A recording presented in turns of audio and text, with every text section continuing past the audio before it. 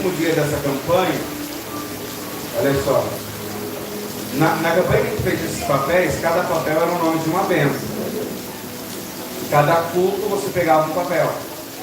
No último dia da campanha, você vai pegar sete bênçãos, 7 papéis, ali com as bênçãos ali que vão estar escritas naqueles papéis. Mas só no último dia.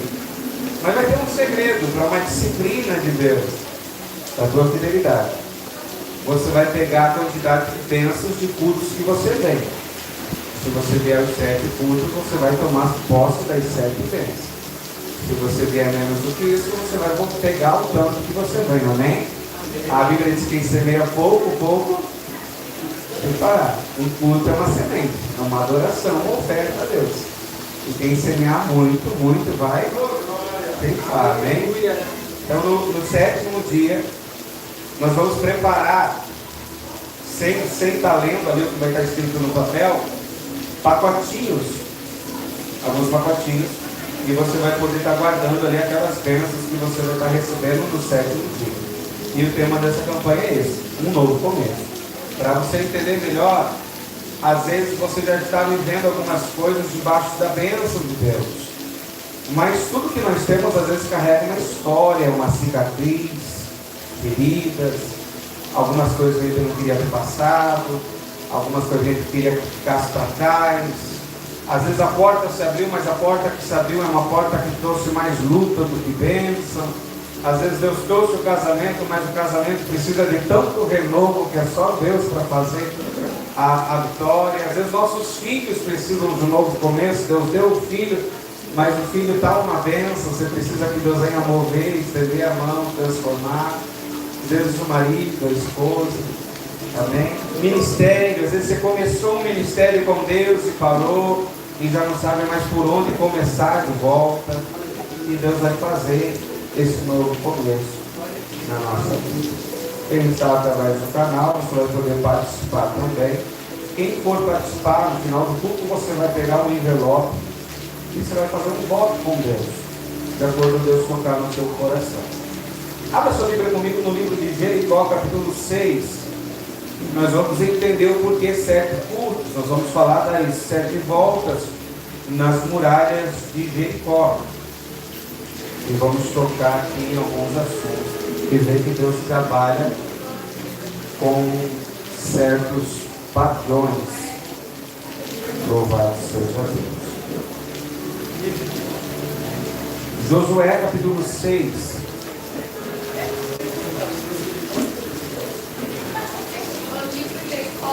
Aí, ó, Josué capítulo 6. É bom que dá para ver quem está atento, né? Se alguém procurou Jericó na Bíblia aí. Agora o anjo levou até um susto agora. Peraí, o que é ele procurando? Oi? Ei, quem procurou Jericó tem que se reconciliar hoje, irmão. Não, eu pensei, ué, mas tem Jericó. Tem que se reconciliar. Volta urgente para Jesus. Josué 6. Tem várias coisas aqui que Deus já colocou no meu coração para falar hoje. Josué capítulo 6. Louvado seja Deus. Diz assim a palavra do Senhor: ora, Jericó ficou cercada por causa dos filhos de Israel. Nenhum saía nem entrava. Então disse o Senhor a Josué: olha, tenho dado na tua mão a Jericó, e ao seu rei, e aos seus valentes e valorosos. Vós, pois, todos os homens de guerra, rodeareis a cidade, cercando a cidade uma vez. Assim fareis por 6 dias. E 7 sacerdotes levarão 7 buzinas de chifre de carneiro diante da arca. E no 7º dia rodeareis a cidade 7 vezes. E os sacerdotes tocarão as buzinas. E será que tocando longamente a buzina do chifre de carneiro, ouvindo vós o sonido da buzina, todo o povo gritará com grande grito, e o muro da cidade cairá abaixo, e o povo subirá nele, cada qual em frente de si. Então chamou Josué, filho de Num, os sacerdotes e disse-lhes: levai a arca do concerto, e os 7 sacerdotes levem 7 buzinas de chifre de carneiro diante da arca do Senhor. E disse ao povo: passai e rodeai a cidade, e quem estiver armado, passe adiante da arca do Senhor. E foi assim como Josué dissera ao povo, que os 7 sacerdotes, levando as 7 buzinas de chifre de carneiro diante do Senhor, passaram e tocaram as buzinas, e a arca do concerto do Senhor os seguia. E os armados iam adiante, os sacerdotes que tocavam as buzinas, e a retaguarda seguia após a arca, andando e tocando as buzinas. Porém, ao povo, Josué tinha dado ordem, dizendo: não gritareis, nem fareis ouvir a vossa voz, nem sairá palavra alguma da vossa boca, até o dia que eu vos diga: gritai, então gritareis. E fez a arca do Senhor rodear a cidade, rodeando uma vez. E vieram ao arraial e passaram a noite no arraial. Pode se assentar, louvando a Deus. Louvado seja Deus. Alguém já achou o livro de Jericó? Louvado seja o Senhor. Um novo começo. Irmãos, dentro dessa passagem, tem muito mais do que aquilo que a gente leu, porque nós vamos ver aqui os filhos do povo hebreu que havia saído do Egito, e os pais desse povo haviam recebido de Deus a promessa. Quando Deus levanta Moisés, Deus diz para Moisés: diga que eu vou libertar o povo com mão forte, e vou levar vocês para uma terra que mana leite e mel. Deus então opera maravilhas e sinais no Egito, e aquele povo sai com grande glória do Egito. E a Bíblia diz que antes do povo sair, os egípcios pegaram dos seus pingentes, dos seus colares, do seu ouro, e presentearam os hebreus para que fossem embora. E é interessante que quando o povo saiu do cativeiro, o povo não saiu de mãos vazias. E ali já tem uma grande mensagem de Deus. Tem lá em Jeremias, diz bem assim: ouve-se uma voz de choro em Ramá. É Raquel chorando pelos seus filhos que já não mais existem. Diga a ela que há uma recompensa para a sua dor. Aquela profecia, ela se cumpre 2 vezes. A primeira vez que ela se cumpre, louvado seja Deus, é quando o povo está lá no Egito e Moisés está para nascer. Quando Moisés está para nascer, Faraó, sabendo que havia uma promessa de que Deus levantaria um libertador, a Bíblia diz que Faraó manda matar todos os meninos nascidos, assim que eles nascessem, eram para ser mortos. Mas a Bíblia vai dizer que as parteiras se recusaram a fazer aquilo, e as hebreias conseguiram ter filhos por conta própria. Olha que interessante. Para alcançar livramento para os filhos, elas tiveram que começar a dar luz sozinhas. E aqui já tem uma revelação de Deus. Se eu não quero perder o meu milagre, eu preciso aprender que alguns milagres nascem quando nós nos esforçamos sozinhos em Deus. Nem sempre vai ter alguém para ajudar o teu milagre a nascer. Nem sempre vai ter uma parteira para ajudar você a dar luz para o teu milagre. E as hebreias entendiam isso, e a narrativa, a fama que depois acontece, é quando o Faraó vê que os hebreus estão crescendo, ainda que a ordem fosse matar. A fama que é assim, diz assim: as parteiras, quando estão chegando na casa onde a mulher está dando a luz, as hebreias são tão fortes que quando elas chegam lá, o menino já nasceu, a criança já está nascida. Olha que coisa poderosa, irmão. A pessoa que tem promessa de Deus, ela tem uma força espiritual tão grande, se ela se apegar a Deus, que quando a ajuda estiver chegando, quando a ajuda bater na porta, ela vai dizer assim: nem precisa mais, Deus chegou primeiro, Deus me ajudou, Deus me socorreu. Sabe aquele dia que a gente fica pensando assim: se fulano me ajudasse, Se o meu marido lembrasse que eu preciso disso e daquilo. Mas se você fazer de Deus a tua força, quando teu marido lembrar de você, você vai dizer assim, nem precisa mais. Deus já resolveu. Quando tua esposa perguntar para você, o que você tinha ontem? Não, já passou. Deus já falou comigo. Olha só, irmão, quando nós temos a força de Deus na nossa vida. As hebreias tinham a força de Deus. Eles saíram dali com as mãos cheias. Grava essa mensagem, essa parte. Eles saíram dali com as mãos cheias. Os egípcios encheram as mãos deles. Eles foram para o deserto. Só que no deserto a Bíblia diz que o povo tentava Deus. O povo provocava a ira de Deus.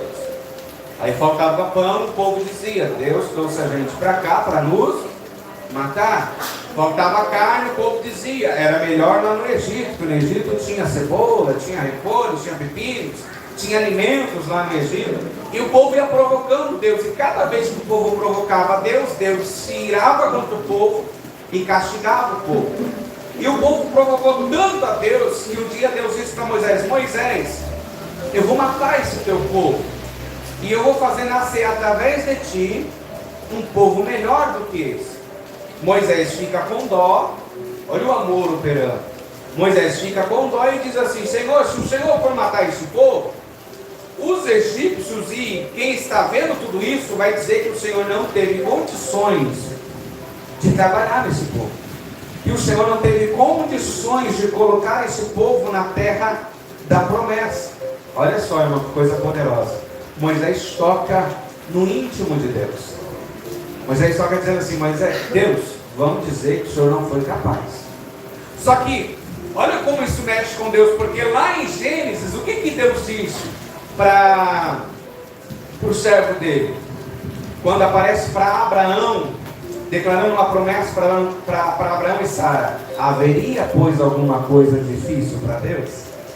Então, quando Moisés diz para Deus, vamos dizer que o Senhor não conseguiu, Moisés está dizendo o seguinte, Deus, o Senhor vai se contradizer se o Senhor matar esse povo, porque o Senhor disse que não tem nada difícil para ti.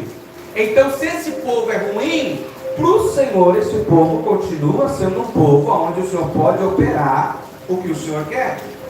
Aí Deus mais adiante, Deus tem misericórdia do povo, só que Deus diz para o povo o seguinte, esse povo não vai entrar na terra, os filhos deles entrarão na terra. Isso, por mais que seja um castigo, é um ato da misericórdia de Deus.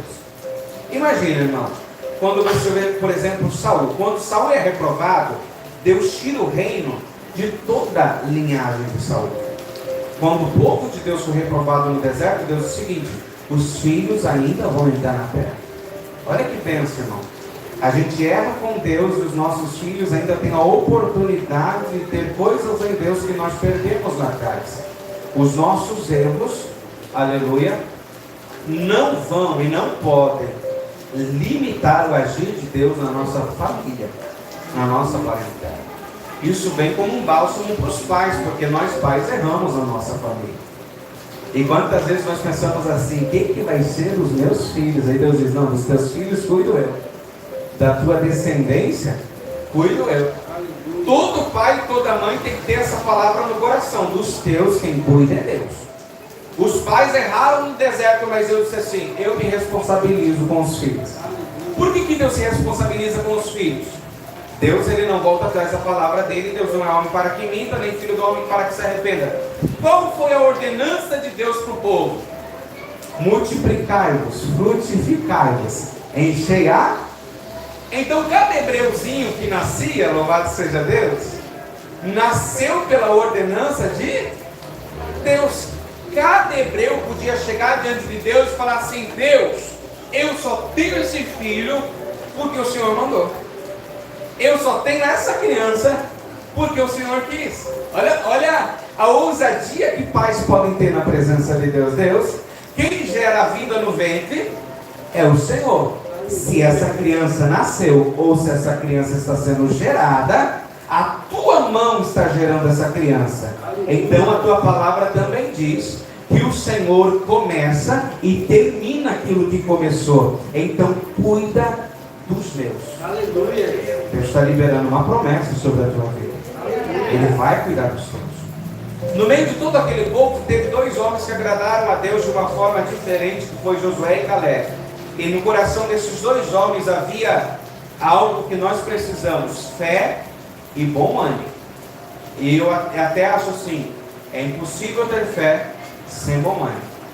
Se você for ver uma pessoa incrédula, geralmente uma das primeiras coisas que é atacada na vida dela é o ânimo dela. Você olha para o marido e para a mulher, assim, quando começa aquelas conversas incrédulas, você olha para o semblante. O semblante está desanimado. Ninguém vai lançar palavras de incredulidade sorrindo, feliz, alegre. Olha só, vem já uma notificação, alerta de Deus para a tua vida. Quando você estiver triste, ore. Você entendeu? Quando você estiver triste, ore. O que a gente faz quando a gente está triste? Abre o WhatsApp. Fulano, tão ruim hoje. Não aguento mais. Parece que Deus se esqueceu de mim. Nem orou ainda, mas já foi desabafado. O povo fazia isso no deserto. E isso incomodava Deus. Qualquer coisinha que faltasse, Moisés, tem algo errado. Olha só.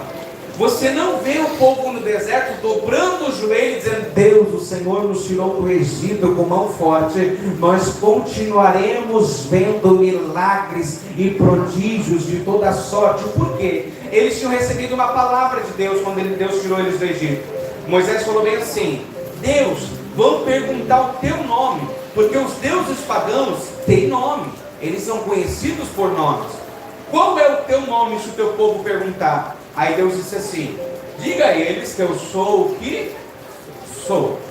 Olha só, quando nós dizemos que Deus existe, nós erramos. Deus não existe, Deus é. Ninguém criou Deus, Deus não foi chamado à existência. Deus é. Tudo que existe foi criado, Deus não foi criado. Deus é Deus, sempre foi Deus, eternamente é Deus. Ninguém criou Deus. Não foi uma explosão que criou Deus, nada criou Deus. Deus é Deus e Deus não se explica. Deus manda Moisés dizer: diga que eu sou o que eu sou. O significado ali literalmente é: eu sou o que vocês precisarem que eu seja. Por que Deus dá esse nome para eles? Por que Deus se apresenta com esse nome? Porque cada grupo pagão, cada religião, cada nação servia o Deus segundo as suas necessidades. Se era uma nação de vales, eles serviam Deus que operavam nos vales. Se era uma nação de montanhas, eles serviam a Deus nas montanhas. Se era uma nação de deserto, serviam a Deus segundo aquela necessidade. Se era uma nação que precisava de frutificar, de ser fértil, eles serviam um Deus que se apresentava como um Deus fértil. Se precisava de chuva, serviam um Deus que representava a chuva, e por aí vai. Então, quando Deus diz eu sou o que eu sou, Deus pega todas as centenas de deuses que os pagãos têm, e Ele diz o seguinte: eu sou além de todos esses deuses, eu estou acima de todos esses principados, eu estou acima de todos esses demônios. Se tem alguém que cura, eu sou cura. Se tem alguém que abre porta, eu sou a porta. Se tem alguém que faz milagres, aleluia, eu sou o milagre. Se tem alguém que faz chover, eu também faço chover. Se tem alguém que faz a terra ser fértil, eu também sou fertilidade. Deus está se apresentando e dizendo para o povo: eu sou tudo o que vocês precisarem. Então por que Deus não aceita a murmuração no deserto? Exatamente por isso. Eles tinham um Deus que, se precisasse de pão, Deus era pão. Se precisasse de carne, Deus era carne. Se precisasse de porta aberta, Deus era porta aberta. Se precisasse de água, Deus era água. Ou seja, eles não entenderam a apresentação de Deus. Tem gente que está no Evangelho e ainda não entendeu ainda o que Deus é. Deus é tudo o que você precisa. Aleluia. Por isso Jesus disse: não se põe vinho velho em odres novos, e não se usa odres velhos para vinho novo, senão entorna-se o vinho, rompe-se os odres. O que Jesus está dizendo é: se vocês quiserem me conhecer, vocês precisam se esvaziar das coisas que vocês trouxeram lá de trás. Vocês precisam se esvaziar do que vocês carregam dentro de vocês e aprender tudo novo. O povo estava acostumado com um Deus que fazia chover, com um Deus que dava fertilidade, um Deus para cada coisa. Eles não estavam acostumados com um Deus que fazia tudo. O Deus completo, o Deus pleno, o Deus perfeito. Sabe, às vezes nós não temos essa visão ainda. Quando? Quando nós buscamos a Deus pela cura, mas não buscamos a Deus pela mudança da nossa família. Buscamos a Deus pela mudança que precisamos na família, mas quando a porta fecha, nós não buscamos a Deus para Deus abrir a porta. Às vezes tem pessoas que buscam a Deus só por alguns assuntos. Só que Deus quer ser buscado por tudo. Diz a palavra dele assim: lançando sobre ele todas as vossas ansiedades, porque ele tem cuidado de vós. Olha só, irmão, imagina o teu Deus está te falando isso. Pode falar tudo. Eu sei cuidar de tudo. Senhor, mas o problema é um filho. Isso, Deus é pai. E já foi pai de bilhões e de bilhões de filhos. Então ele vai saber cuidar do teu e te dar sabedoria para cuidar do teu. O problema é financeiro. Aí melhorou. Ele diz assim: eu sou dono do ouro e da prata. Ele não provê, ele é o dono dessa provisão. O dono significa o quê? Eu sei fazer chegar na tua mão, eu sei gerenciar isso para você, eu sei, aleluia, sustentar essa bênção na tua vida. Eu tenho conhecimento sobre provisão. Aleluia. Deus pode tudo. Então, dentro desse conhecimento, Deus fez a promessa para os filhos que entrariam na terra. E quando Moisés é recolhido pelo Senhor, quando Moisés é morto, Deus levanta Josué. E a palavra que Deus diz a Josué, uma palavra muito linda nos cultos, é em Josué capítulo 1, no verso 6. Louvado seja Deus. Diz assim: esforça-te e tem bom ânimo, porque tu farás este povo herdar a terra que jurei a seus pais que lhe daria. Louvado seja Deus. Diga assim para você mesmo: através do meu esforço e do meu bom ânimo, eu vou trazer heranças para minha família. Louvado seja Deus. Olha a promessa que Deus faz para Josué: você vai herdar o que eu jurei para os seus pais. Vou fazer você herdar para esse povo. Tinha que ter esforço e bom ânimo. Aí diz: tão somente esforça-te. Aí Deus aumenta. Primeiro Deus diz bom ânimo. Depois Deus diz assim: tem muito bom ânimo. Olha só, ele dobra. Olha o que Deus quer de nós, irmão. Não é que a gente só ande animado na presença dele. É muito animado. Aleluia. Aleluia. Se a ordem para conquistar coisas novas é estar muito animado, irmão, tem como alguém muito animado murmurar? Tem como alguém muito animado parar para brigar? Parar para discutir? Quem está animado não perde foco. Quem está muito, se você só estiver animado, vai chegar a tua esposa para você assim: eu já vi isso antes. Não dá certo, isso já música. Sabe quando você, igual como pegar a parte de dieta, você diz para a família: você comecei uma dieta. Você já fez tantas vezes. Se você só estiver animado, aquilo ali acabou com você. Se nem minha família me ajuda, então nem adianta. Mas se você tiver muito bom ânimo, já não importa o que te fala. Eu lembro quando eu tinha 15 anos, olha só a ideia de bom ânimo. Quando eu tinha 15 anos e eu fiquei muito animado para fazer dieta, eu vinha lá do Samambaia de bicicleta até aquela academia, a Word, ali no centro, com 15 anos de idade, com 104 quilos de bicicleta, irmão, lá para o Parque São João até a academia, porque não tinha academia para aqueles bairros lá. E Deus foi fazendo milagre naquela época. Olha o poder do muito bom ânimo.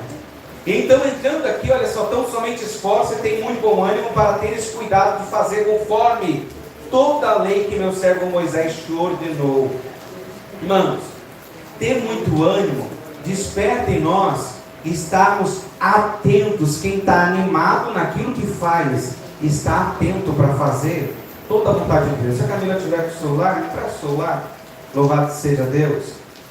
Olha só, estar muito animado nos deixa atento. Você já percebeu que o desânimo distrai a gente? O dia que você está desanimado, você pode até dizer assim: poxa, eu ia fazer isso, isso e isso hoje e acabei não fazendo nada. O desânimo tira o foco da gente. E aí Deus dá essa promessa, essa ordem a Josué. Irmão, nós começamos com essa ordem da parte de Deus. Se você quiser receber a plenitude do que Deus tem para você dentro dessa campanha, você vai ter que estar muito animado. Aí quando nós entramos aqui em Jericó 6, que foi lindo, louvado seja Deus, Deus começa com certas ordenanças para o povo. E ali a Bíblia vai dizer que Jericó estava rodeada. Olha só, irmãos, eu não sei se você já passou por isso. Quando eu não tinha carro, eu não sei quantas vezes eu fui em concessionária e entrei em carro, já fiz test drive, rodear a benção. O povo está ali rodeando a benção. Sabe, você vai numa loja no centro, você não tem dinheiro, mas você chega o funcionário, você quer alguma coisa? Não, só estou dando uma olhadinha. Todo mundo já fez isso. O povo está em volta da cidade. Sabe o que é interessante, irmão? Deus sempre permite a gente ver a bênção. E ver a bênção é como se Deus estivesse falando para você o seguinte assim: e aí? Eu te trouxe até aqui. Qual a tua decisão? Está disposto a entrar? Ou você vai ser mais um daqueles que recuam?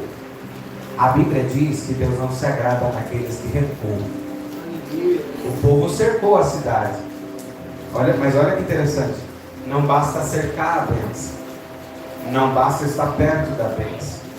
Não basta ter um grande número. Israel saiu do Egito.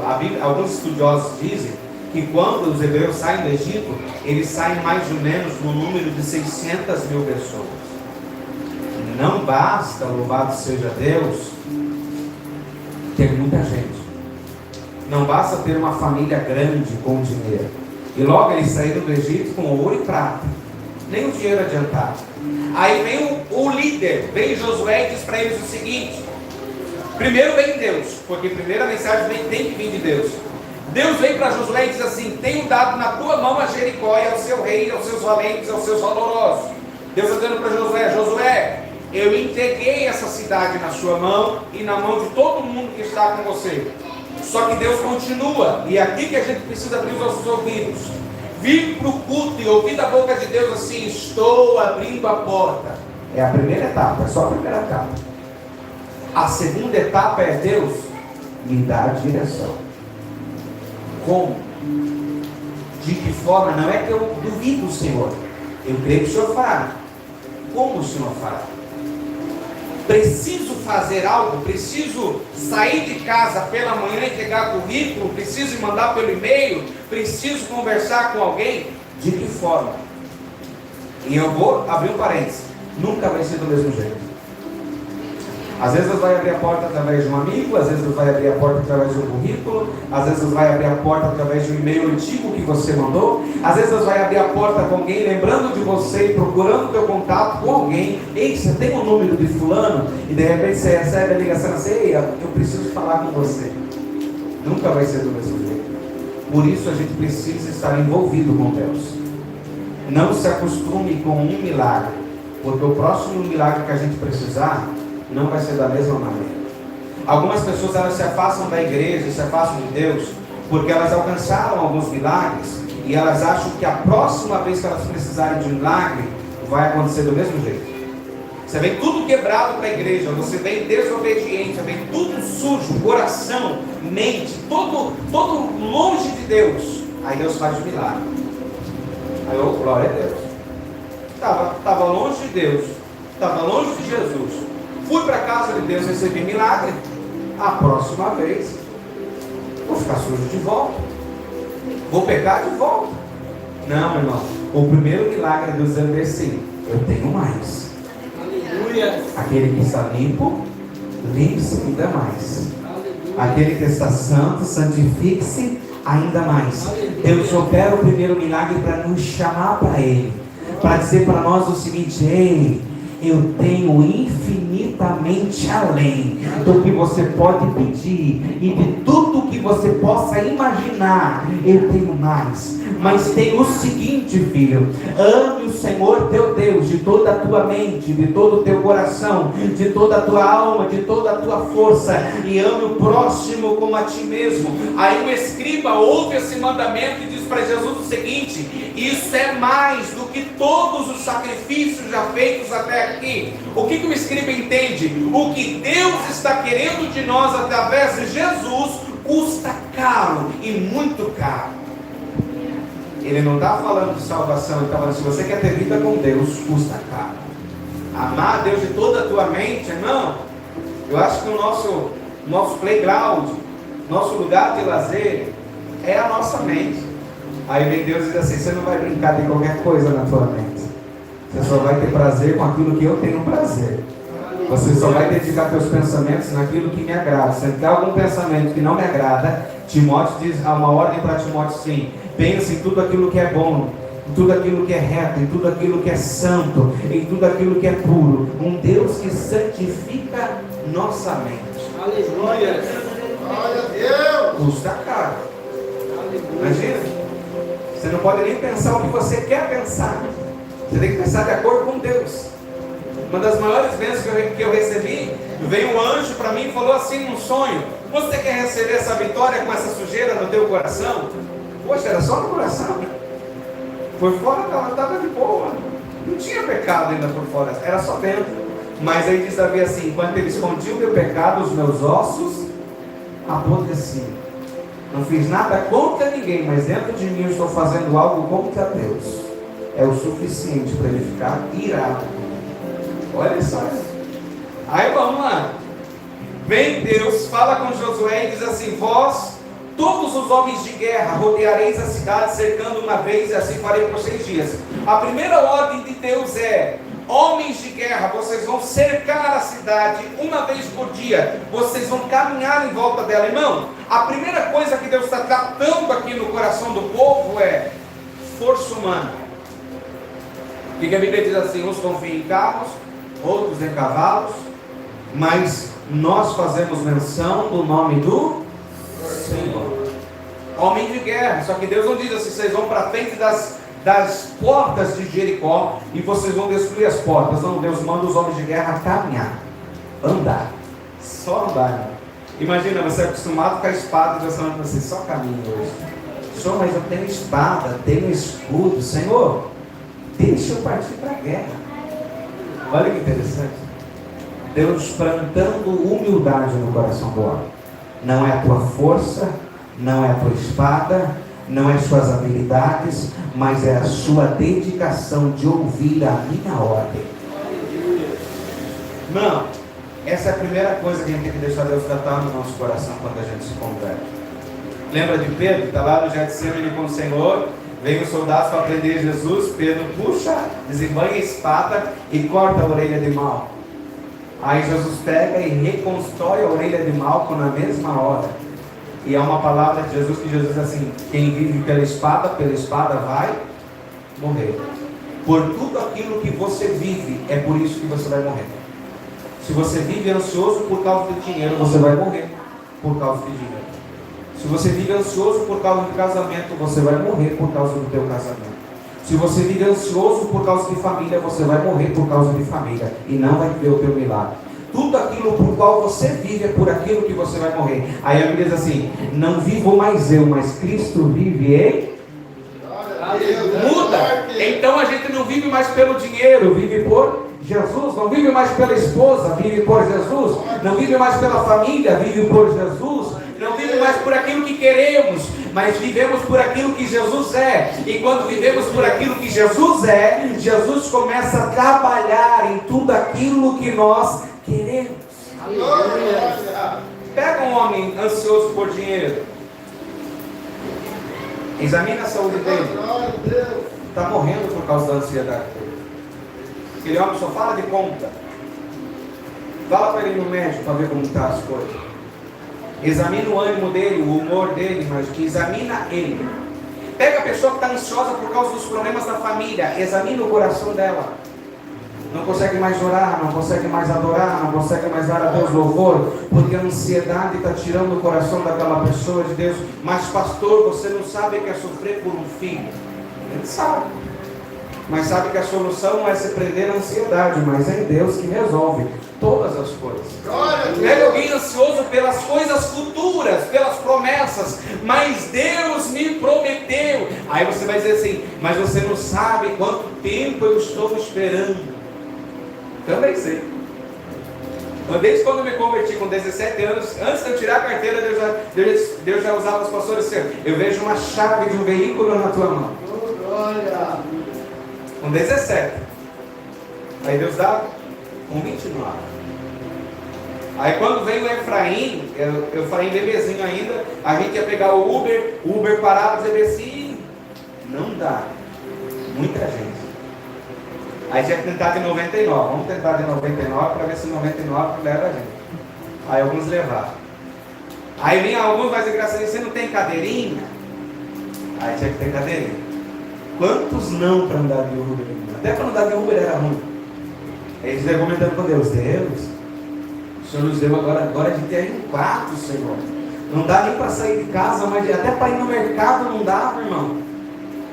Eu preferia ir no mercado de bicicleta e trazer, irmão, a Camila é testemunha, já trouxe às vezes 300, 400 reais de compra na bicicleta, sacola no guidão, sacola na cadeirinha atrás, sacola nos braços, não dava para pegar Uber. Aí você passando aquilo e levando o Theo para a escola ali no Samambaia, lá do Vale do Sol, 15 minutos naquele sol para vir, 15 minutos para voltar, depois no final da tarde mais 15 minutos para vir, mais 15 para voltar, andando rápido. Aí quando começava a escurecer o céu, andava mais rápido ainda, com o Theo na bagagem. Aí orando, eu brincava com o Theo, logo, olha, Deus vai bradar, a gente vai vir de carro. Agora eu moro, irmão, a 2 quadras da escola. E às vezes eu levo o Theo de carro. Deus é tão bom que agora que não precisa tanto, ele leva. Olha só, foi o Espírito Santo, eu não tinha pensado nisso, irmão. Aleluia. Sabe por que Deus às vezes nos abençoa em algumas vaidades? Para dizer para a gente o seguinte: não me custa te dar o que eu te dou. Você daria algo para o seu filho que para ele não tem tanta utilidade? Você pagaria o preço em algo que não tem tanta utilidade? A gente não faria isso. Você só compra o brinquedo se você vê que vai durar. Você só investe naquilo que você vê que vai dar retorno. Mas Deus é tão poderoso, irmão, que olha, por exemplo, você olha para a vida de Salomão. A Bíblia diz que a vida de Salomão era tão boa que os servos comiam bem, se vestiam bem, andavam bem, a educação deles era boa, vinha gente de longe para ver a casa de Salomão, o palácio dele era grande, o reino cresceu, e antes de Salomão ser rei, a Bíblia diz que Davi ajuntou ouro, prata e todo tipo de pedra preciosa e de madeira para o seu filho, e no tempo de Salomão, a riqueza dele foi tão grande que prata não tinha valor. Olha só, irmão. Eu chegar assim, olhar para o dinheiro assim, tenho dinheiro lá. Tenho tanto dinheiro que, olha, eu não sei nem com o que gastar. A igreja, ela precisa perder os ciúmes. Tem muita gente que tem esses ciúmes. Ciúmes de gente rica. Nós não entendemos porque algumas pessoas têm sobrando. Agora Deus me traz aqui o Egito. Lembra quando começou os 7 anos de fome no Egito? O que Deus disse para o seu servo José? Vão vir também 7 anos de fartura. Primeiro 7 anos de fartura. Deus usa José e José faz estoque. Faz armazéns imensos para guardar todo o cereal. Nos 7 anos de fome, o Egito se torna o sustentador de todas as nações ao redor que estavam passando por aquela fome. Irmão, riqueza tem propósito para o dia certo. Olha só. Nunca tenha ciúmes de alguém que tem demais. Você não sabe qual é o propósito. E se aquela pessoa não cumprir o propósito, Deus vai cobrar na eternidade. Mas por que eu estou falando para não ter ciúmes? Porque pode ser que Deus queira dar para você. Tudo aquilo aquilo que nós não cremos, que temos um certo preconceito, nós não alcançamos. É muito comum você ouvir de crente assim: eu não peço para Deus riqueza, porque não preciso, isso e aquilo, porque estou satisfeito com a vida que tenho. De fato, a gente tem que estar satisfeito, contente. Não temos que pedir a Deus, mas se Deus quiser nos dar, a gente tem que abrir o coração e falar assim: Deus, qual é a tua vontade? Qual é o teu propósito? Abra o seu coração por um novo que Deus quer te dar hoje. Vamos, homens de guerra. Deus está dando força. 7 sacerdotes levarão 7 buzinas. Deus está dando com adoração. 7 sacerdotes estão indo, levando 7 buzinas e levando a arca, diante da arca. Irmãos, por que eles levam na frente da arca da aliança, na arca do conselho? Porque não tem como nós carregarmos a presença de Deus sem adoração. É impossível. Se você diz que você tem a presença de Deus, mas você não tem prazer de adorar a Deus, alguma coisa está muito errada. Eu tenho a presença de Deus, mas não gosto de louvor. Tem alguma coisa errada. Eu tenho a presença de Deus, mas eu não gosto quando tem aqueles crentes que dizem assim: glória a Deus, aleluia. Aí vem você e diz assim: Deus não é surdo. Deus está mandando o sacerdote ir na frente com o quê? Com um sininho. Deus está mandando ir com buzina. Uma vez, quando eu tinha 15 anos, eu fui no Bola de Neve, irmão, tinha um negócio fantástico lá. E um profeta no altar, e ele tinha um chofar, irmão, um imenso chofar. Quando ele tocava aquele chofar, parece que aquele arrepio ia na alma. Ainda tem? Aí. Meu sonho é ter um desse. Parece que o som daquilo entra na alma da gente, irmão. Deus criou os instrumentos de adoração, e a Bíblia diz bem assim, que Deus habita entre os louvores, e diz mais: todo aquele que tem fôlego, louve ao Senhor. Você é um instrumento de adoração a Deus. Vou dizer mais: você é a buzina de Deus na terra. Deus te chamou para fazer um barulho de adoração na tua casa, na tua família, no teu trabalho. Eu lembro quando eu trabalhava com meu pai, no início da conversão, tinha TV na lanchonete e ficava passando notícias e às vezes algumas músicas. O pai colocava o rádio, aí ficava tocando aquele sertanejinho raiz, algumas coisas. Eu falava: pai, coloca hino aí, pai. Aí ele dizia assim: não, filho, os nossos clientes não gostam disso. Difícil, né? Aí a Bíblia diz bem claro para a gente assim: quer comais, quer bebais, fazer tudo para a glória de... Você não faz mais para as pessoas, você faz para Deus. Se Deus te dá uma porta, é para Deus, não é para os teus clientes, é para Deus. Se Deus te der emprego, o teu emprego tem que ser para a glória de Deus, não é para a glória das pessoas. Mas lá na minha empresa não gostam que eu fale de Deus. Vai falar de Deus sim. Você não depende da sua empresa. Mas lá na minha escola não gostam que eu fale de Deus. Vai falar de Deus sim. Porque se a gente se calar, irmão, o mundo vai continuar gritando as coisas que eles têm a dizer. Não, eu me tornei uma pessoa meio conveniente, e para todo mundo que eu chego para conversar, eu tento chegar em algum assunto de Deus, do meu testemunho, da obra que a gente faz para Deus, de alguma coisa que a gente está fazendo para Deus ou viveu com Deus. Oportunidade. Vai ser uma buzina na alma de alguém. Vai ser uma buzina no coração de alguém vazio, dizendo assim: ei, Deus é, Deus vive, Deus reina, Deus cura, Deus liberta, Deus transforma. Você já está buzinando o que Deus fez na tua vida? Você já está buzinando? Quer começar a ter a presença de Deus? Buzina. Eu não entendo crente que se converte, você diz assim: alguém quer dar testemunho? O senhor está 1 ano na igreja. Buzina. A forma mais rápida que a gente tem para romper com o nosso passado é falar dele. Enquanto você não tem coragem de falar do teu passado, você é escravo dele. E todas as vezes que nós temos coragem de abrir o nosso passado, nós estamos dizendo o seguinte: já sou livre dele, por isso eu posso falar. Já sou livre do que eu fiz. Mas você não tem vergonha? Por que eu vou ter vergonha daquilo que Jesus já remiu na cruz? Ele pagou o preço. Ah, mas se eu fosse você, não contava essas coisas. Por quê?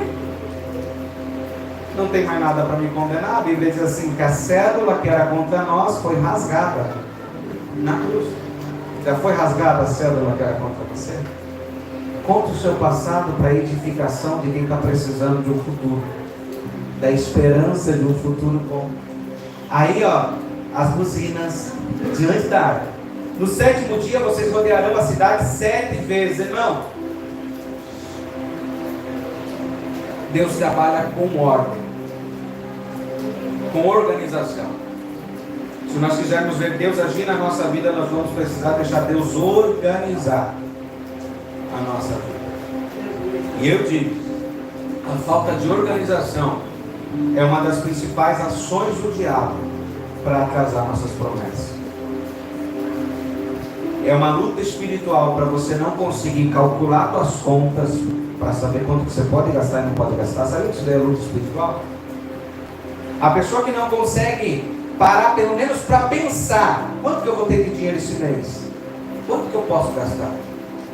Isso é o diabo tentando você, para criar um embaraço e lá na frente dizer assim, viu?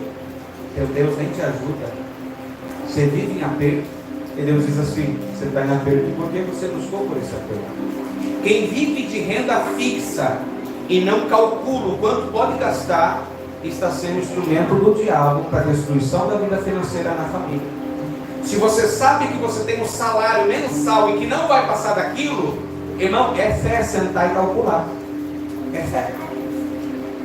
Se eu sei que eu vivo de um salário e não sento para calcular, Jesus disse assim, ninguém querendo construir uma torre, não se assenta primeiro, calcula os custos para ver se tem como acabar.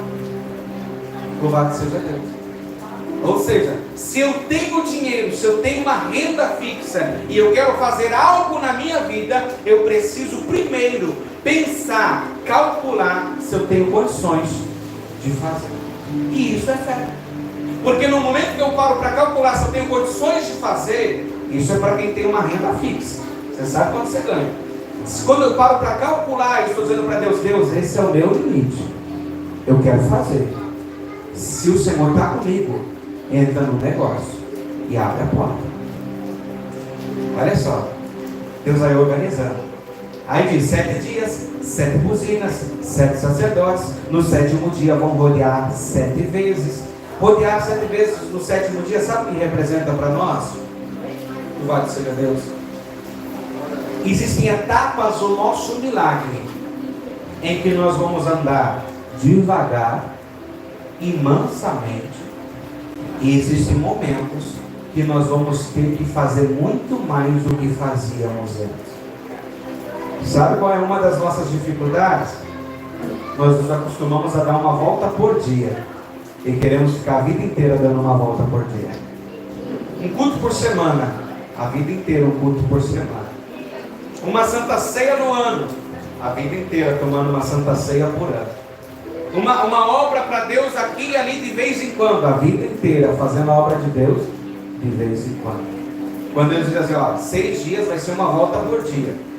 Mas para vocês não ficarem mal acostumados, no 7º eu vou dobrar 7 vezes mais. Você tem essa disposição com Deus? Você vai fazendo o que Deus te manda hoje. Mas quando Deus te manda ir além, você faz? Ou você diz assim, Deus, de segunda a sexta eu já dei uma voltinha. Tá bom já. Você deu 7, imagina, irmão, Deus falar para a gente, ó, quero a igreja dando 7 voltas no aeroporto. Deus fala assim, ó, teu milagre depende disso. Ô Jesus, tem um segredo, você podia dar uma volta e descansar, uma volta e descansar, uma volta e descansar. E você vai dar, certo? Sabe o que é interessante, irmão? Era naquele dia que era para dar as 7 voltas, com certeza houve períodos de repouso. E olha só, aqui Deus está falando para a gente o seguinte: não vai ser segundo o que você planejou fazer para mim, vai ser segundo o que Deus planejou. Nós entramos na presença de Deus planejando fazer certas coisas para Ele. Só que Deus está dizendo para você o seguinte: eu vou revelar para você o que eu quero que você faça. Ele disse, e é igual a oração de um crente indignado. Senhor, mas eu sou teu servo, mas eu oro, mas eu jejuo. Eu estava com Camila orando hoje de tarde, eu falei com ela assim, amor, sobre uma promessa nossa. Eu falei assim, vamos perguntar para Deus se tem alguma coisa no nosso coração impedindo essa bênção? Não, mas peraí, eu sirvo a Deus, eu estou na obra, eu sou dizimista, eu sou ofertante, estou na igreja, eu faço o projeto das marmitas na quarta, faço a vigília no sábado, aí eu faço a obra de Deus domingo de manhã, e faço tantas coisas para Deus, e ainda vou perguntar para Deus se tem algo errado no meu coração? Sim. É 7 voltas. Talvez eu tenha dado 6, falta mais uma. Sabe o que eu estou dizendo para você? Nunca ache que você fez o suficiente. E quando alguém disser, faz mais, não baixa a cabeça e diz, amém, Senhor. Eis-me aqui o teu servo. Teu servo é essa qualidade de adorador que Deus está procurando, aleluia. Quando Deus fala assim, faça mais, aí você diz assim, glória a Deus, estou aqui, Jesus. Aleluia. E sabe o que é lindo e maravilhoso com Deus? Toda vez que Deus pede para a gente fazer mais, a gente não tem condição de fazer mais. Vai ter que ser pela fé. Domingo, irmão, é o dia que a gente mais usa a fé. Para quem vem no culto de manhã no domingo. Olha só, tem a vigília sábado. Começa a vigília 11 horas da noite, termina meia-noite, meia-noite e meia, no máximo 1 hora da manhã. Aí eu vou deitar para dormir, pego no sono ali 1h30, às vezes 2 horas. Aí 6h30, 7 horas, no máximo 7h30 se levanta. Vai, se arruma, Camila arruma as crianças. A gente entra no carro, vai lá para a Vila Garcia, busca a Patrícia, vem para a igreja, passa antes ali no João Batista do São Vicente buscar a mãe. Vem para o culto. A gente chega no culto geralmente 9 horas em ponto, um pouquinho atrasado. Eu parei para calcular o último dia, nós demoramos 40 minutos para chegar na igreja, lá do Parque São João até a igreja. Aí depois do culto de manhã, tem o culto da noite. E sabe o que Deus falou no meu coração? É pouco. Porque se você não tiver disposição de dar um sacrifício agradável a Deus, você ainda não entendeu o que é viver para Deus.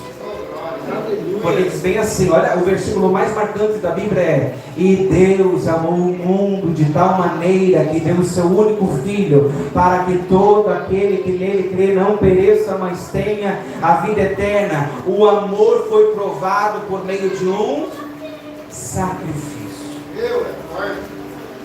Eu amo Deus, mas não sacrifício. Aí você vai usar aquele versículo que diz assim, mas a Bíblia diz que melhor é obedecer do que sacrificar. Mas quem obedece, sacrifica. É impossível obediência sem sacrifício, não tem como. Como que é impossível? Para você perdoar alguém, Jesus disse, 70 vezes 7. Perdoar sempre é um sacrifício. Para você ser generoso é um sacrifício, porque a Bíblia diz assim, e não se canse de fazer o bem, porque a seu tempo você vai colher. Então ser generoso é um sacrifício. Crer em Deus é um sacrifício, porque o diabo vem o tempo todo com propostas ao nosso redor. Aí você diz, a Bíblia diz assim, esperei com paciência no Senhor, Ele ouviu o meu clamor, inclinou para mim, ouviu o meu clamor e tirou-me de um charco de lodo. Olha que interessante, crer em Deus faz você sacrificar a tua ansiedade para receber algo. Aí vai. Aí a Bíblia vai dizer que então, diz assim, e quando tocarem o sonido da buzina, todo o povo gritará com grande grito, e o muro da cidade cairá abaixo, e o povo subirá no muro, cada qual em frente de si. Olha que interessante. Na hora que o muro caísse, o povo não ia poder escolher o caminho por onde ir. O povo tinha que subir na parte do muro, que estava em ruína, na frente deles. O que isso revela para nós? Nós não podemos escolher por qual caminho andar quando se trata de fazer a obra de Deus. Ah, mas eu gosto mais de fazer isso, eu gosto mais de fazer aquilo, mas eu me sinto melhor em tal área. E se Deus derrubar um muro diante de você e falar assim, vá por ali, é esse o caminho. Quando começamos o projeto das marmitas, você acha que eu saía do carro do pai, lá quando eu era mais novo ainda, saía do carro do pai assim, todo faceiro, nossa, eu vou debaixo daquela ponte escura da marmita ali, que coisa maravilhosa. Aí a carne já dizia assim, e se tiver uma faca? E se tiver um nóia ali querendo me roubar? E se de repente tiver alguém ali me bater? Aí diz assim, mas vamos lá, Jesus, ser comigo, me dá força.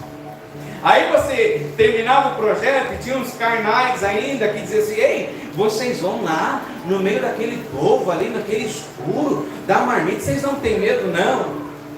Aí vem o Espírito Santo assim, ó, tem bom ânimo, vai, faça. Irmão, vocês veem a gente fazendo algumas coisas hoje, mas não é que a gente acordou assim, nossa, eu gosto tanto de fazer isso.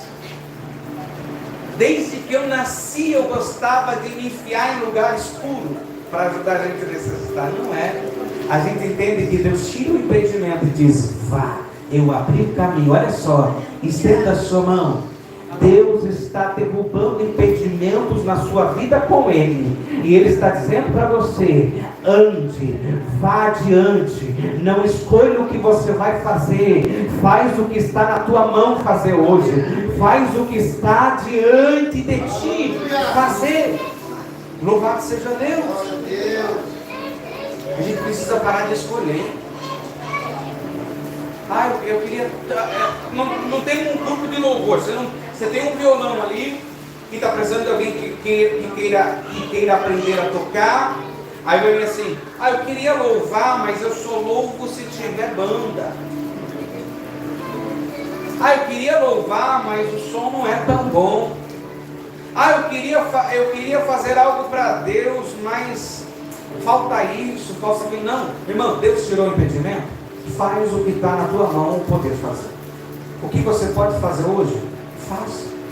Se Deus vai te usar para coisas maiores lá na frente, Ele vai preparar coisas maiores. Mas começa fazendo para Deus. Hoje, olha só, nossa igreja começa com hindar, sem playback, sem cantado, só na nossa voz.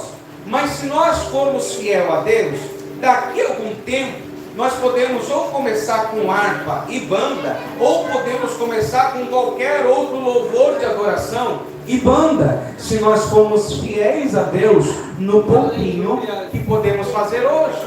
Mas vai chegar alguém e vai dizer assim, mas eu não gosto de hino da harpa, mas eu não gosto desses hinos, mas eu não gosto dessas coisas. Eu lembro quando eu me converti na igreja pentecostal, coluna de fogo, e tinha também o Senhor é nossa força, se eu não me engano, lá na Vila Garcia, era só hino velho, irmão. Aí a mãe começou a louvar na igreja, e a mãe louvava os hinos antigos, aí eu lá queria louvar Thales Roberta, mas de repente minha mãe começava a chamar eu para louvar com ela, aí lá a gente louvando assim, os dois ungidos. Apenas sua história ficou de um homem que no tempo gritava, eis-me aqui, me deu uma esmola, na porta formosa ele clamava. Aí, irmão, quando eu saía daquilo que eu gostava e louvava aquilo que ela estava louvando, coisa maravilhosa, não depende do que a gente gosta, depende do que Deus quer de nós. Tinha gente chorando, sentindo a presença de Deus. Deus respondia orações, Deus curava, pessoas eram tocadas pela presença de Deus, porque não é o que a gente gosta, é o que Deus quer receber de nós. Não é o que, mas eu me sinto bem, maravilhoso, se o teu chamado você se sente bem em fazer, mas nós temos que ter liberdade para fazer com Deus tudo que Deus nos mandar fazer. Quando me converti, eu era aquele filho que o pai chamava para ajudar a fazer alguma coisa, eu corria. Uma vez, se eu não me engano, eu e o Júlio tinha quebrado uma cama de bagunça em casa. O pai pegou os cabos da cama, pôs no chão da área e falou assim, agora vocês vão pregar esses cabos. Aí 2 filhos rebeldes, desobedientes, que não sabia martelar o prego no escavo da cama, irmão. Aí você se converte, Deus vai remindo o teu passado, porque tudo aquilo que a gente pegou contra Deus lá atrás, Deus vai tratando com a gente. Não, peraí, você desonrou teu pai lá, você vai me honrar no que você desonrava ele. Aí vai lá, Deus te coloca um martelo na minha mão, e Deus olha assim, não, martelo é pouco, filho, pega a marreta. Não, marreta é pouco, filho, pega o cascalho. Não, cascalho é pouco, filho, vá mais além, e Deus vai levando mais além, irmão. Eu lembro quando começamos a construção do depósito da igreja, lá na Vila Garcia, olha só, irmão, Deus ele vai tratar com a gente. Meu pai me chamava para ir no mercado com ele. Meu pai fazia compra na época da grande prosperidade da lanchonete. A compra era tão grande, irmão, que era 6 carrinhos de compra cheio. Eu brigava tanto com ele, falava assim, não quero ir no mercado, odeio ir no mercado. Porque ele ficava 2 horas no mercado. E quando a gente entrava num caixa do supermercado, num dos caixas, a fila parava, era só gente para aquele caixa. E a perna chegava a doer, de tanto tempo que ficava dentro do mercado. Só de carne era 2 carrinhos de compra. Aí eu ligava com o pai, e o mercado era na frente de casa. Olha só. Aí quando a gente começa a construir o depósito da igreja, eu morava no Vale do Sol, no começo do Vale do Sol, a igreja lá no Rio da Vaca. Sem bicicleta, sem moto, sem carro. Vinha o gentil, o Tico, para construir o pedreiro. Ele passava lá em casa, Jonathan, vamos! Aí ele ia ali empurrando a bicicleta dele, para me acompanhar, ele ia de a pé, e eu ia andando de a pé do lado dele. Demorava mais ou menos uma meia hora para chegar lá. Aí você tem que ir adorando. Aí a gente voltava no sol de meio-dia para casa, para depois 2 horas voltar para a construção de volta. Olha que interessante.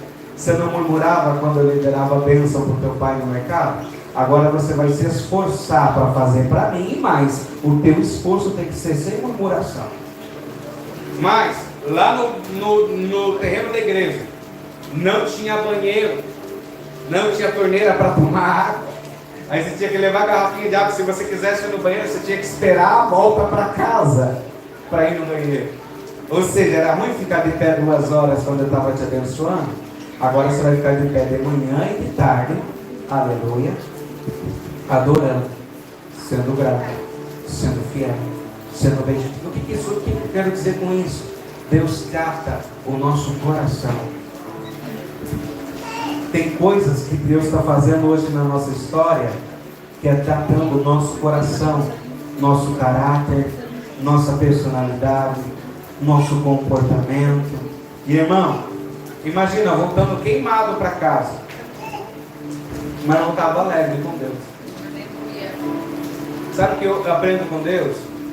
Que não é a bênção que muda o nosso coração, mas é a mão dele em nós. Quando você deixa Deus diz assim, vocês são como um vaso na mão do oleiro. O que vai mudar a nossa vida diante de Deus não é o quanto Deus vai te abençoar, mas o quanto você deixou Deus te tratar. Deus moldar você. E aqui, os sacerdotes levaram, aí diz assim, passai e rodear a cidade, quem estiver armado, passe diante da arca do Senhor. Quem estiver armado. Sabe o que nós já vamos orar pela campanha. Parei para pensar, por que tem que ir gente armada diante da arca, irmão? Porque se não tiver alguém que batalha pela obra de Deus, a obra de Deus perece. Sabe aquelas pessoas que começam a fazer a obra de Deus e percebem que tem muita luta? Deus está dizendo para você assim, então se arme, porque eu te chamei para ficar na frente da arca. Deus está chamando pessoas para ficar na frente da arca. É fácil levar a arca, imagina, levar a presença. A Bíblia diz o quê? A alegria do Senhor é a nossa força. Davi disse que estar na presença de Deus era a melhor coisa que existe. Só que daí tem gente que não vai levar a presença, vai defender a presença. O que isso significa? Para alguém ter a presença de Deus, vai precisar de pessoas que lutem por ela. Uma pessoa que abre um culto está lutando para trazer a presença de Deus. Uma igreja que intercede pela madrugada está se armando para trazer a presença de Deus. Uma igreja que jejua, uma igreja que faz a obra, que se envolve na obra, é uma igreja que entendeu que tem que se armar para defender a presença. Entra numa igreja que não tem oração. Entra numa igreja que não tem jejum. Entra numa igreja que o povo não gosta de buscar a Deus para você ver se a presença de Deus continua lá.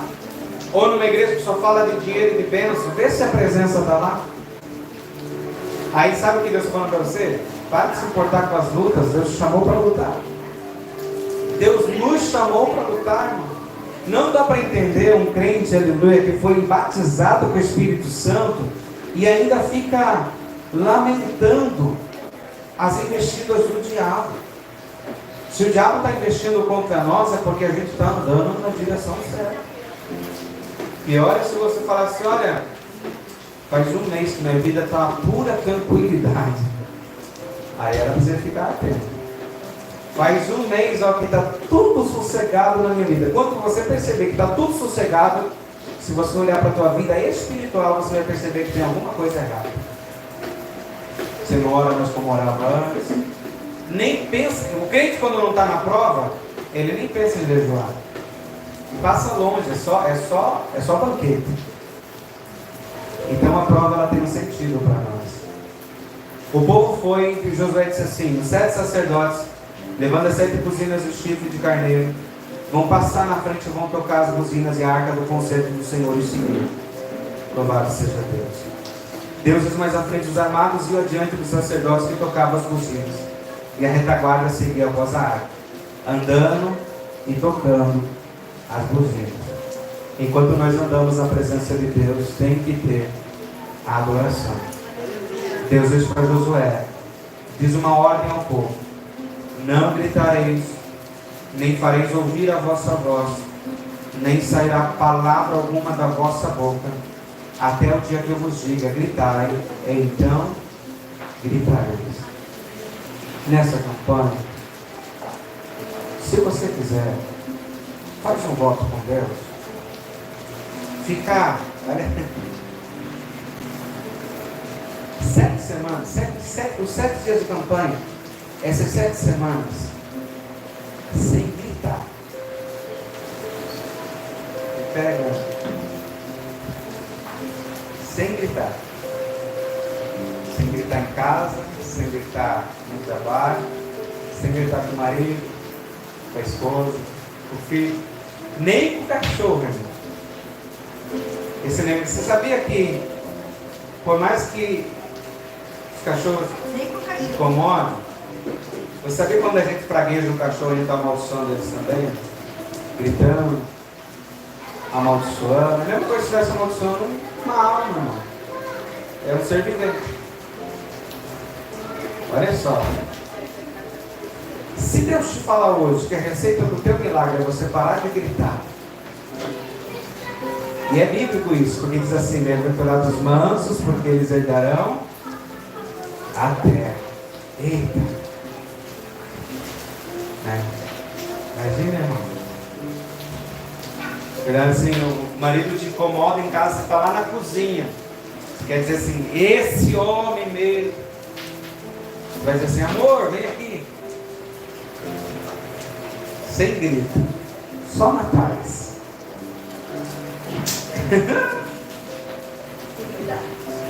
Ô Jesus. Vai ser uma oferta para Deus. Porque gritar, se a gente perceber, gritar é uma breve contenda. E a Bíblia diz que aos servos do Senhor não convém contender. É uma contenda. Louvado seja o Senhor. Nós vamos neste momento orar, irmãos. E Deus, nessas 7 semanas, Deus vai fazer coisas maravilhosas. Você vai levar a buzina da adoração. Será 7 buzinas. Os sacerdotes ali representam. Aprenda a ouvir, aleluia, os seus pastores. Aprenda a ouvir o que Deus pôs diante de você. Louvado seja Deus. Aprenda a ouvir. A presença. Guarde a presença de Deus, para você ver os teus milagres acontecer. Se coloque de pé. Louvado seja Deus. Nós estamos dentro do templo, do culto.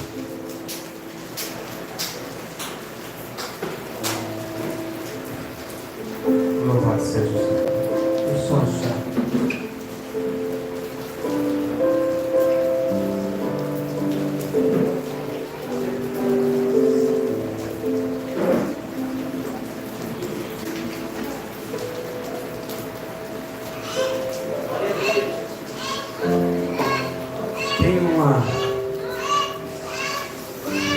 Quando Deus dá a vitória de Jericó, Deus diz assim para o povo: tudo que estiver lá é maldito. Vocês não vão pegar nada. Aí Deus diz assim, lá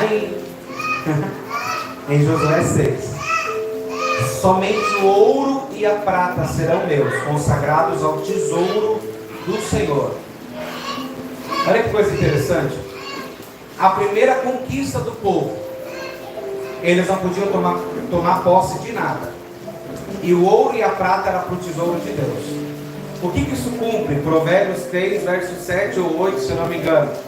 Honre ao Senhor com a primícia de todos os seus ganhos e com toda a sua colheita, o primeiro fruto da terra. Olha só o que diz: e se encherão os teus celeiros, e transbordarão de vinho e de mosto os teus lagares.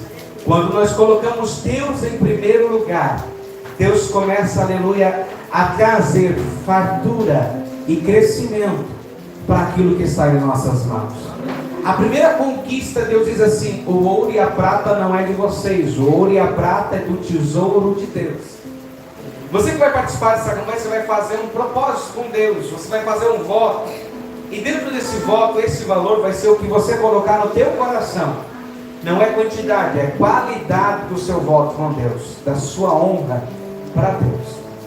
Louvado seja o Senhor. Você pode dizer assim: mas eu nem tenho o reino da pastora. Irmão, eu comecei a fazer voto na igreja quando eu tinha 17, 18 anos, e eu quase nem pegava dinheiro na minha mão, e eu fazia pela fé. E às vezes vinha uma bênção aqui, uma quantia ali, e Deus mostrava para mim: isso é para minha obra, para o meu querer. Deus vai preparar para você. Nós vamos orar nesse momento. Você que vai fazer essa campanha, você vai vir aqui na frente, você vai pegar esse envelope. No 7º dia de campanha, você vai pegar as bênçãos de acordo com os números de dias que você tem. Pode vir aqui à frente, botar um giro no cada envelope.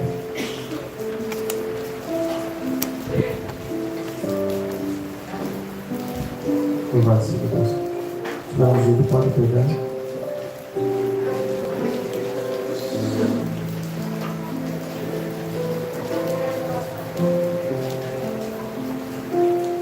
Um novo começo. Eu vou ver esse novo começo.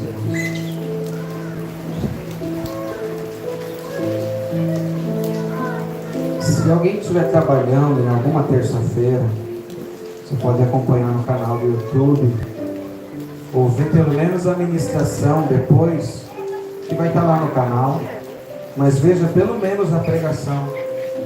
Mas se você não estiver trabalhando à noite, venha para o culto.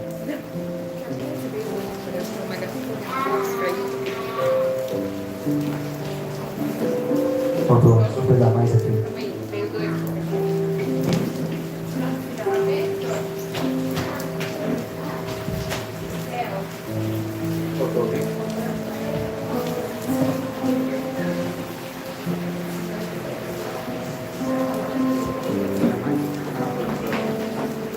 Aleluia. Toda a igreja pregou. Aleluia. Vamos orar ao Senhor. Faltou um meio, Jesus. Peço. O Senhor está um Deus.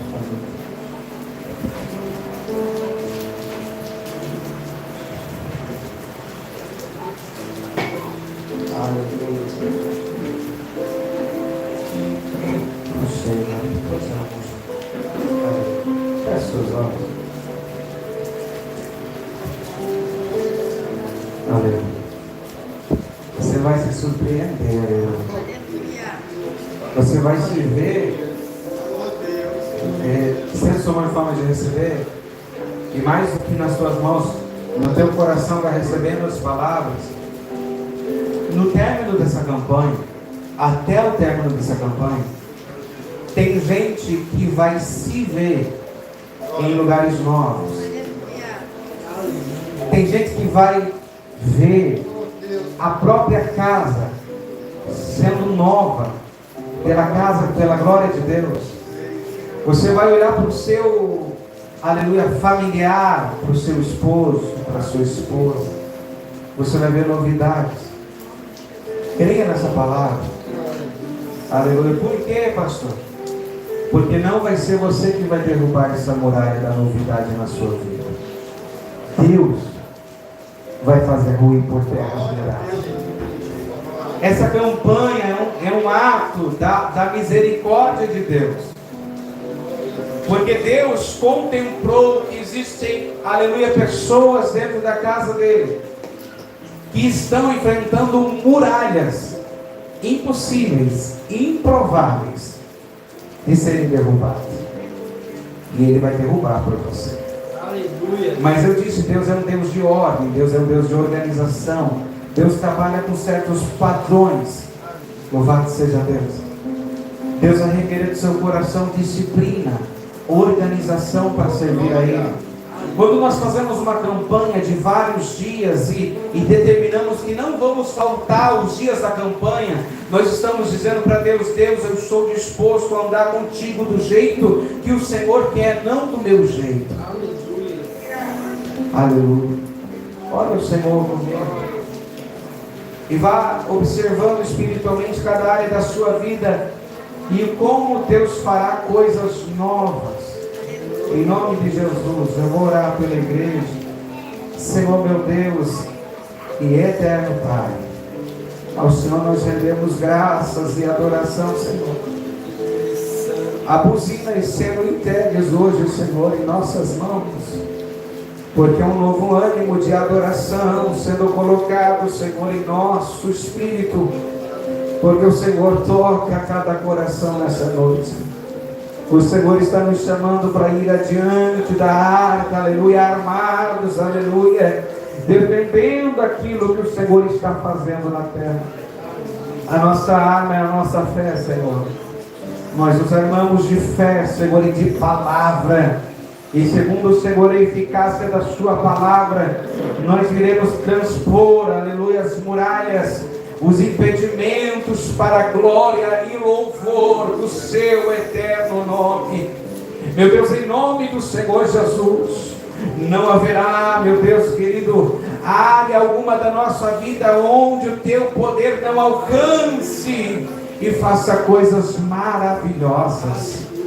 Em nome do Senhor Jesus, impedimentos sejam tirados agora, barreiras sejam tiradas agora, espírito da miséria e da destruição, o Senhor te repreenda agora. Espírito da confusão e da ira seja tirado agora em nome de Jesus. Espírito do desânimo e da depressão seja tirado agora em nome de Jesus. Espírito da fraqueza em nome de Jesus seja tirado, porque o Senhor está, aleluia, levantando este povo para entrar, aleluia, numa novidade de vida. E nós entraremos porque o Senhor é fiel e não pode negar a si mesmo. Em nome de Jesus, tome posse do que Deus já começou a fazer na sua vida. Louvado seja Deus. Declare 10 vezes sobre a tua vida assim: hoje eu recebo um novo começo na minha vida, em nome de Jesus. Hoje eu recebo um novo começo na minha vida, em nome de Jesus. Hoje eu recebo um novo começo na minha vida, em nome de Jesus. Hoje eu recebo um novo começo na minha vida, em nome de Jesus. A igreja diga amém. Louvado seja Deus. Eu recebo. Eu vou poder testemunhar em nome de Jesus. Você que vai ofertar, pegue sua oferta rapidamente em suas mãos. Vou orar pelos ofertantes. Senhor, meu Deus e eterno Pai, abençoa os ofertantes da sua casa. Abre as janelas dos céus sobre a vida deles, ó Deus. Contempla, Senhor, e vê a cada um, Senhor. Em onde eles puserem a planta dos pés, seja com eles, anda com eles nessa terra. E o que eles administram, Senhor, administra com eles, ó Deus, para que haja novidade, para que haja o fluir da parte de Deus. Cumpre a tua vontade e abençoa. Pode ofertar na casa do Senhor, agora naquela caixa nova ali. Irmãos, nós precisamos e nós vamos fazer uma reunião Eu tinha conversado com a Camila e nós achamos que o melhor dia seria um sábado. Aos membros da igreja, depois eu comunico no grupo também, para a gente organizar algumas coisas na igreja aí, amém? Para questão de andamento de culto, nós precisamos organizar a questão do projeto, para te dar liberdade para estar fazendo o projeto. A gente vai falar sobre as oportunidades, louvado seja Deus, para organizar as oportunidades, para que você possa estar sempre tendo a sua oportunidade do Senhor, e de outros deveres com a obra de Deus, amém? Então, aos membros, queria saber uma confirmação dos irmãos, se ficaria bom no sábado. Eu acredito que ficaria a partir das 7h30, horário de culto. Eu acredito que não vai ser algo que vai demorar muito também. O que os irmãos acham? Carlos, amém? Amém, Fred? Sábado, mais os membros. Mais alguém? Patrícia, quem está de acordo, levanta a mão sábado. Amém? Quem é membro aí? Aleluia. A gente vai organizar a igreja, irmão Deus, trabalhar com ordem. Amém? Para a gente fazer um negócio. Oi? Sábado agora. Faz sábado agora. 7h30? 7h30 da noite, sábado agora. Oi? A gente vai tratar todos esses assuntos, irmão. Vamos falar sobre o café, questão de graça, domingo. Sobre o projeto, vou externar para os irmãos a identidade do projeto, a identidade do Café de Ação de Graça, a identidade do ministério. A Bíblia diz que a igreja é um corpo. O corpo tem cabeça, tem perna, tem mãos. O cabeça da igreja é Jesus, e pela misericórdia de Jesus, pela graça de Jesus, Jesus me colocou na frente da obra, e eu preciso passar para os irmãos a identidade da obra. Amém? E daí você seguir essa identidade e a gente dá fruto para a glória de Deus. Nós entendendo ali, nós entramos num acordo da identidade da obra, do que deve ser feito, do que não pode ser feito. No dia a dia, nos cultos, no que a gente vai fazer, você vai perceber que já não vai ter mais nenhum embaraço, porque já está tudo já assentado e resolvido, amém? Então sábado, 7h30 ali, a gente faz essa reunião para a glória de Deus. E também eu vou conversar no sábado. Esse ano, Deus falou para mim que esse ano vai ser consagrado a algumas pessoas a certas áreas de obreiro. O que é ser? Primeiro você vai ser separado. Ser separado, talvez se você não passou por isso, ser separado você fica sendo experimentado naquele tempo. Se você for aprovado, no dia da consagração de obreiros, você é aprovado. Amém? Você que não conhece, nós temos aí a oportunidade de ter diácono, evangelistas, missionário, pastor, pastora. Tem várias áreas da vida da igreja que precisam. Amém? E é segundo o que Deus mostrar. Por quê? Aleluia. Deus ele vai levantando pessoas, e à medida que Deus te levanta, a obra pode crescer. Amém? Deus dá estrutura, depois gera crescimento. Amém? Deus quer dar estrutura para todos nós. Estenda suas mãos assim, em forma de receber. Que o grande amor de Deus, a graça do nosso Senhor Jesus Salvador, e a mais rica comunhão e consolação do Espírito Santo de Deus estejam com todos, e todos digam amém. E a paz de Jesus.